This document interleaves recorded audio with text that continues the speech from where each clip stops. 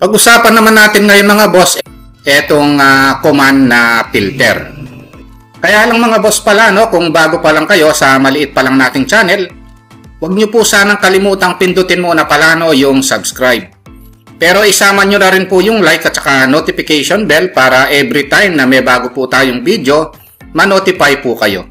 Itong filter command mga boss, ang gagawin natin dito para mapabilis tayo sa pag-select, halimbawa, i-copy ko itong plano na ito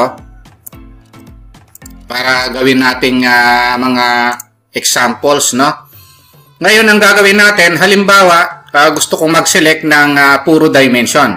Ngayon kung hindi natin alam yung filter, iisa-isahin natin ito, no? So, matatagalan tayo, no? Ngayon kung gusto natin gamitin, FI, yan yung shortcut command ng filter, ito yon.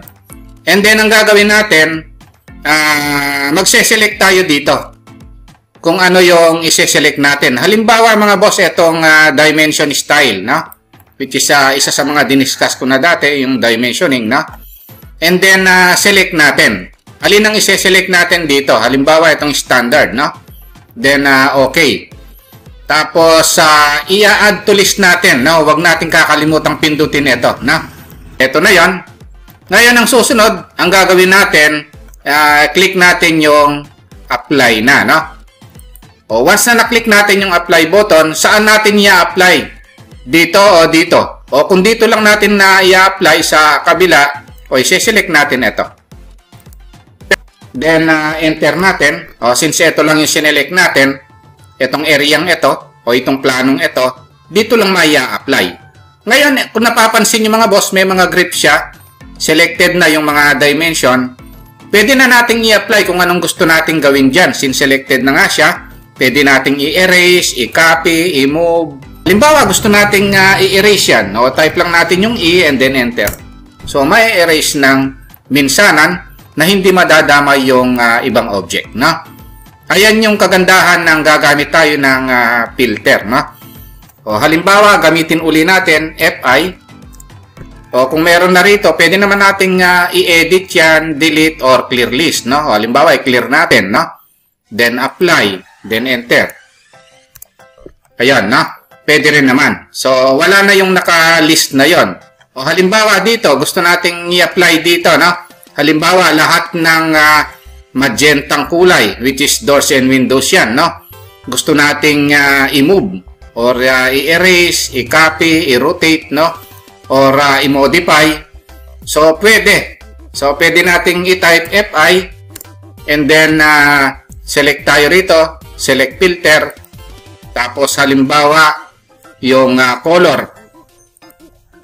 Tapos, select tayo anong kulay. No? O, halimbawa, itong magenta, which is 1, 2, 3, 4, 5, 6. Ayan, no? Ngayon, pwede rin i-type dito, no? Number 1 is red, number 2 is yellow, gano'n, no? Pwede rin naman. Tapos, wag natin kakalimutang pindutin itong add to list button na ito. So, eto na siya. Ngayon, pindutin natin yung apply button. Saan natin i-apply? Dito or dito? O, halimbawa, dito naman. Enter. Kung napansin nyo mga boss, ayan, no? Selected na yung mga magenta, no? Pwede nating i-move. Halimbawa lang, para makita natin, no? O, eto na yan, no? So, na-move natin ng mabilisan, no? Kasi nga, pinilter natin or sinelect natin yung lahat ng kulay na yon, no? Ayan yung kagandahan ng paggamit ng filter, no? Kung halimbawa, gagamit tayo ng point, ide-demo ko rito, gagawa muna ako ng rectangle. Kung lalagyan natin ng point ang bawat kanto niyan, madali lang yan mga boss, no? Ang gagawin natin, itatype lang natin yung command na PO. Ang shortcut command kasi ng point is PO. Tapos, i-click lang natin yung mga corner na lalagyan natin, then enter. Lagi natin ine-enter para ma-execute uli yung command na point, no? So, ito yung point mga boss, no? Ayan yung point command, no? Kung uulitin natin, kung halimbawa gagawa ako ng point dito, gagawa muna ako ng rectangle dito ko i-demo. Pagkatapos, ang gagawin natin, itatype lang natin yung PO.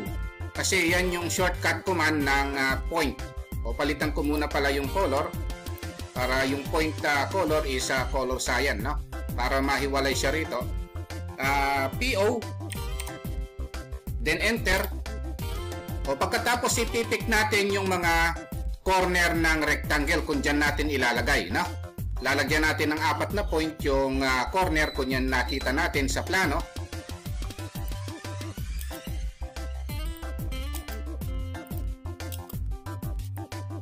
Ayan yung point, no? Lagi nating ine-enter para ma-execute yung command na point, no? Kasi walang multiple point na command, no? Basta pagkalagay, pick, tapos enter, tapos pick na naman uli, tapos enter, tapos pick hanggang sa malagyan lahat ng point, no? Change ko uli yung color.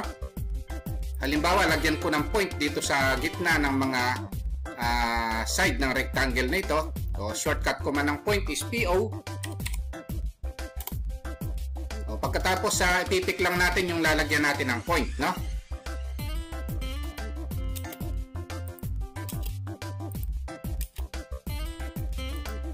Ayan yung point command. Okay, yan lang mga boss, no? Kung nagustuhan nyo itong video natin, huwag nyo po sanang kalimutang pindutin muna pala, no, yung subscribe dito sa maliit pa lang nating channel. Isama nyo na rin po yung like at saka notification bell para every time na may bago tayong video, ma-notify kayo. Thank you very much at God bless po sa inyong lahat.